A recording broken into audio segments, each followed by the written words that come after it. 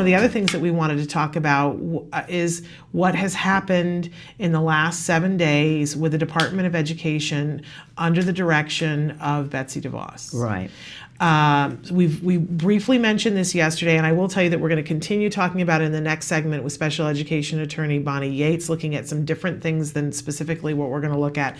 But help us to get a beat on this, Joanne. 72 things, documents that were rescinded, that were directives for the department covering a wide variety of things. Office of Special Education Programs is what it falls under. And so, and that is Department of Education, but more specifically, it's the Office of Special Education Programs. And it's targeting, from what I can understand from the 72 docs that have been rescinded. And there's not a lot of comment on this yet, because I think everyone is trying to figure out exactly what is going on here. Well, and just so that everybody understands, when you say, well, I'm taking these 72 things out because they're either superfluous, ineffective, or redundant, yeah, but you don't say which one they are, then how do I say, how is it superfluous if you haven't told me? Now I have to go read the millions of documents to find what you already found.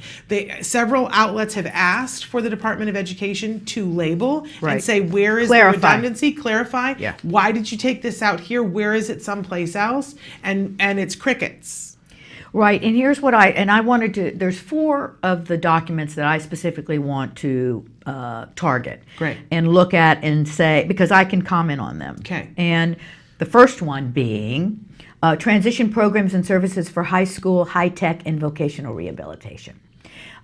What that says to me is that the federal government no longer wants to put money into the direction of vocational centers, vocational training, which, as we know, equate to job skill sets that equate to jobs.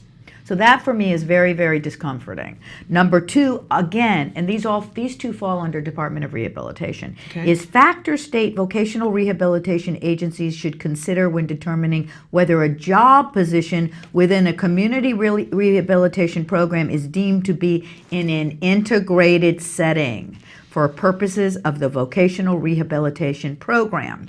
Well, that is all about what we call competitive integrated employment. And that's been a key term, acronym, that we've been using for the past 2 years. That our individuals want dignified and meaningful work, and that it falls under competitive integrated meaning inclusive employment. In other words, throw away, get out of these sheltered workshops where we find 250 people at long tables sorting candy for Nestle's. I've seen it. And sorting holiday candy and getting paid $25 a week. Yeah. Something ridiculous. And I will tell you that California is one of the biggest offenders in sheltered workshops.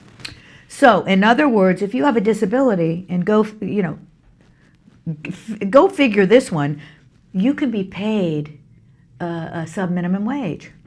And you can work at a sheltered workshop. And sheltered workshop, when I was on Hillary Clinton's Disability Employment Task Force team, I began feeding that. Like, we want to do away with sheltered workshops, Hillary. She started talking about it. But I advised her people to say, guess what? Sheltered workshops don't mean a great thing. Because when you think of it, you think, oh, people are being sheltered and they're in a workshop. That must be a great thing. Right. No, it is not. It's sub-minimum wage. Right. It's meaningless work for companies like Nestle's, where you're sorting Valentine's and Halloween and Christmas candy from a big barrel. I have seen it with my own eyes here in Los Angeles. And I just want to say, too, that I think a lot of times people misuse a parent's fear about the sheltered workshops, because they'll say to a parent, well, if we take away the sheltered workshop, at least they're making $25 a week. And they have somewhere to go. And they have somewhere to go. Yeah. And if they take the sheltered workshop away, then your child's going to be home, and what will you do? To me, that's like saying, so you should sign your child up for slavery.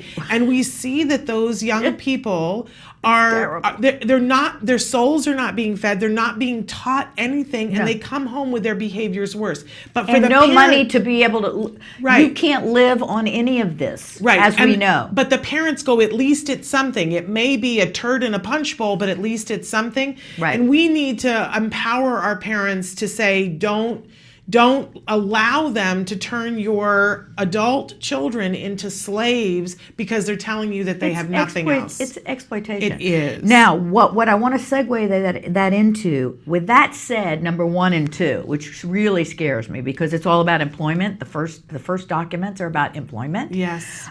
Which are the most recent documents in the Office of Special Education Programs, right? And those come through the Department of Rehabilitation. Now, as we know, Department of Labor, Department of Rehabilitation, and EdGov are all the 3 organizations that are feds that should be working together in order to make this vision for employment with people with disabilities into the communities a reality. Yes. The problem is that, as I see it, is they are all working as private entities, which they are, but they're not talking to each other. And so they're spending a lot of money. Spending a lot of money is the key with this administration. Yeah. Because overspending. Why did they go to this? As I did my homework, I saw, he wanted to target, our president wanted to target all the things where he saw overspending. Right. And so we're pinpointing special education. We don't want to overspend. Nobody wants to overspend, but you can't just slash. Right. And get rid of things without looking at what the problem is. But it's twofold what I believe, okay? So one is that, this administration has tried to do away with everything that Obama set up in the right direction for our kids and people with disabilities, which includes the WIOA Act, the WIOA Act, which he signed in August of 2016, right before he left office.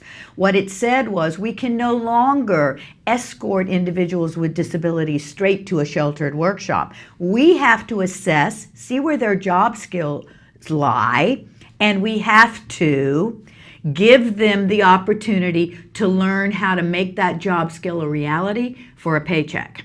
That's the WIOA Act. So that would require some education. Yes. And it would require programs such as yours, that could help to not just sell them into slavery. Right. Well, there's got to be something in between. Well, it actually says, you can find the WIOA Act online. Okay. It says so that they do not have to go straight to sheltered workshops. He knew sheltered workshops, not a good thing. Right. Understood sheltered workshops needed to go away. It needed to be a thing of the dark ages in the past. Right. With this rescission of rehabilitation and vocational center training, we're going 25 years back. We're going back in the dark ages. Yeah. Okay, so there's the first 2. The other two that I want to address is number 14 is response to intervention. Okay. Response to intervention came in 2009, and it was a federal mandate, and it said response to intervention was meaning students who looked as though they might be falling through the cracks in academics. The federal government would give the school districts money in order to support them and keep that from happening. It wasn't just about people in special ed or disabilities. It was about all of our kids nationwide. So the schools were like, yeah, we want that. Yeah. We want that. And it's a 3-tiered ideology. So you start at the bottom where you assess and you figure out where the deficit lies. Okay. Then you intervene with remedial. So response to intervention is a remedial intervention for all students academically in the public school system, where we are going to help them not fail, but succeed. Right. And then the top tier is if we've remediated and we still can't get them up to speed grade level, then they can apply for special education. Okay. So it's that 3-tier. It's been fabulous. A lot of schools in Los Angeles adhere to it. They either offer the remedial classes before school or after school. Okay. Federal government gives money for it. They're going to take that away. It was rescinded. They're going to take that away. They're going to rescind that. It's beyond because it's me. Superfluous, or redundant, or ineffective. And we don't know which one she's citing, but Right. I take issue with all 3 of those words having to do with that. Yeah, but look, all 72 rescinded. And you can find the link Because all you have to do is click on the Washington Post. Yes. The Washington Post article, you can click on it and it'll take you straight to the 72 documents. Then within each one of those 72 documents, it's going to have a link to where that first memo and document was addressed. Which means you have 72 documents to go through to really understand what's going on. What in a was broad rescinded, district. but you don't get ever from, as of this time, you don't get from the Department of Education their reasoning for why they rescinded it, other than these 3 words. Right. And it's mind-boggling. All right, so one more is 18, number Okay. 18, because I said I And we wanted got to about address 2 4. minutes, so all go right, for number it. 18 is questions and answers on highly qualified teachers serving children with disabilities. All right, so when I looked at that, and I already knew this, when Bush came into office in 2000, the first thing he did in education, the first thing he did was No Child Left Behind. Yeah. What it said was teachers were going to be highly qualified. So it meant that special education teachers that I knew when I was teaching in the 90s in LA Unified School District, where I saw them with their feet propped up on the desk and they were reading the newspaper, Yeah. those guys were going. We were going to get highly qualified people like myself, moderate to severe education specialists in those classrooms that are working academically with these students in Yes. order for them to succeed. We were not just babysitting any longer. Right. Please Rescinded. don't mess with that. Rescinded? So that means I'm not sure what any of this all means because we Right. don't know yet. But does that mean that, you don't have to be qualified to teach students with special ed any longer? It's so scary, just so scary. So what do I think the entire motive is as I went over and over and over this since it came out, I Yeah. think on Tuesday? He ran on his platform was vouchers and privatization of education. He feels that Trump feels that there's too much money being spent on education. They'd like to get out of the business of education altogether, this administration. Yeah. In my opinion, what this is the forerunner to privatization and vouchers. And we already know that Devos comes from that. Right. She runs one of the largest private education establishments in the country and gives out more loans than anyone else for secondary education. I mean, count the money. Right. And if we privatize